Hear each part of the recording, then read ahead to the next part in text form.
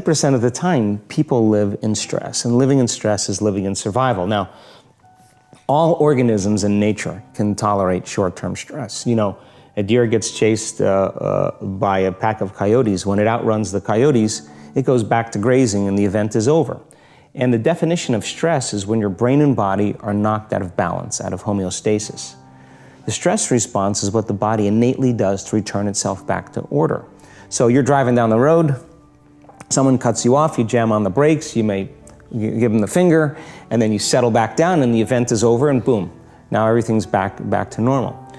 But what if it's not a predator that's waiting for you outside the cave, but what if it's your coworker sitting right next to you, and all day long you're turning on those chemicals because they're pushing all your emotional buttons. When you turn on the stress response and you can't turn it off, now you're headed for disease, because no organism in nature can live in emergency mode for that extended period of time. It's a scientific fact that the hormones of stress downregulate genes and create disease, long-term effects.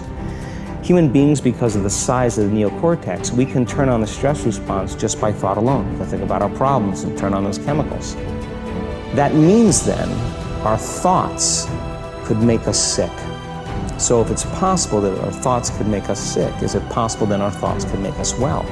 The answer is absolutely yes. So then, what are the emotions that are connected to survival? Let's name them.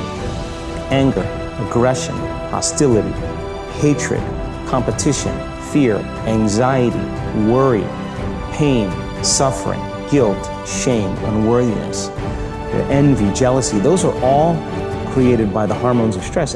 And psychology calls them normal human states of consciousness. I call those altered states of consciousness. So then we tend to remember those traumatic events more because in survival, you better be ready if it happens again. And when the survival gene is switched on, you could have 10 really great things that happen to you in your day. And you just have one bad thing that happens and you cannot take your attention off that unhappy thing because the survival gene is switched on.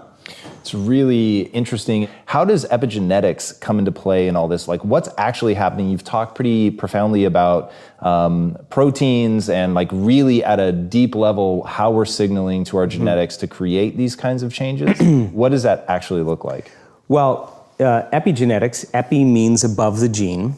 And many years ago, after the DNA helix was discovered by Watson and Crick, they said the blueprints of life, you know, all diseases are created from genes. It turns out less than 5%, more like 1% of